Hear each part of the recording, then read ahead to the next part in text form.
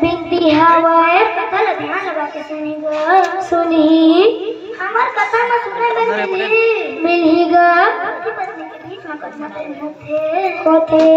अब सुनने पर मिली तीनों भगत माँ भगवती के करना बड़े भक्त हैं तीनों भगत माँ भगवती की सेवा बजाए पर अपन से पत्नी से गहरा कैलाश खोजे पर तैयार हो गए हवाए पुलेश्वरी ने जब पता चलते वो भले पास्त्रियां मन में छोड़ के कैलाश जाते हवाए पुलेश्वरी क्या बोला थे सुनता से बता दे दुर्गा मैया लक्ष्मी मैया खाली लोटा मांगा करा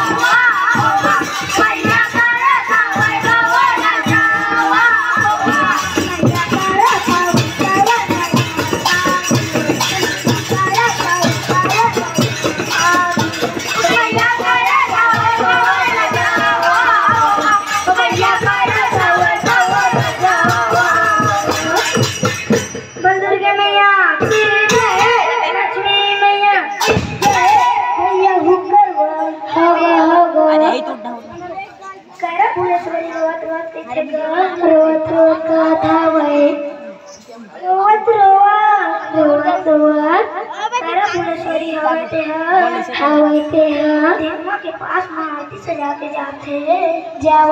वे हाथ जोड़ के विनती करते स्वामी तुम्हारा छोड़ के मत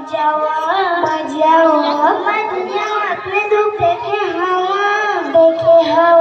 ये पति के जो बड़े दुखदाई होते तुम्हारा छोड़ के मत जाओ फुलेश्वरी रोज रोज बात था रोज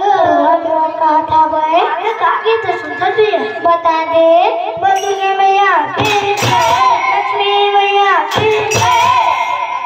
करा फुलेश्वरी तोरे मान नहीं तोरा वाटे करा फुलेश्वरी तोरे मान नहीं तोरा वाटे करा फुलेश्वरी तोरे मान नहीं तोरा वाटे करा फुलेश्वरी तोरे मान नहीं तोरा वाटे करा फुलेश्वरी तोरे मान नहीं तोरा वाटे करा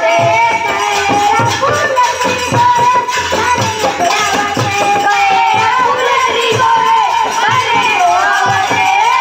फुलेश्वरी तोरे मान नहीं तोरा वाटे करा फुलेश्वरी तोरे मान नहीं तोरा वाटे रचा में दूसरे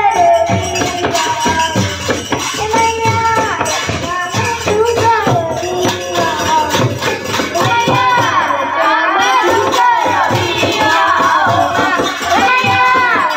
में दूसरे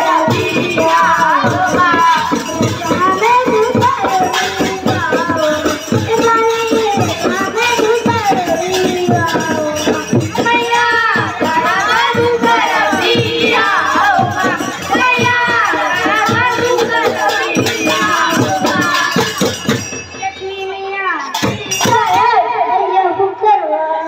रचा में नहीं आवत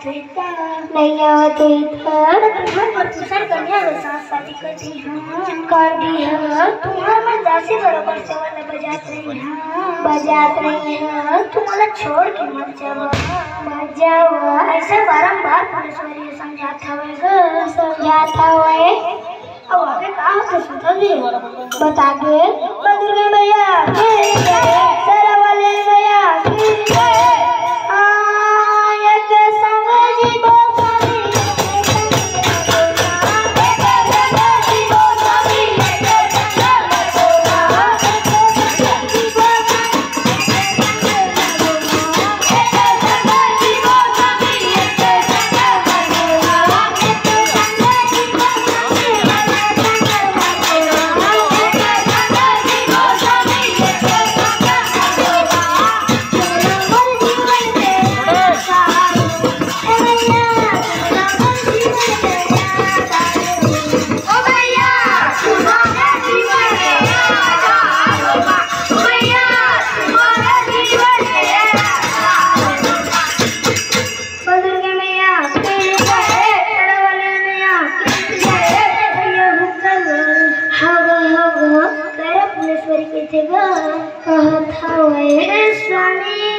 स्वामी मार्च महीने में मम्मी कराए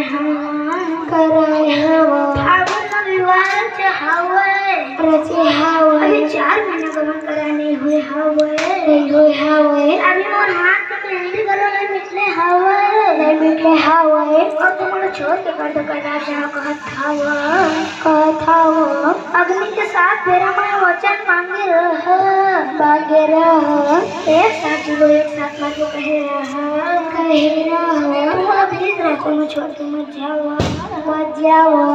ऐसा पूरा फुलेश्वरी बार समझात हवे तेरा का काम तो सुधर बता दे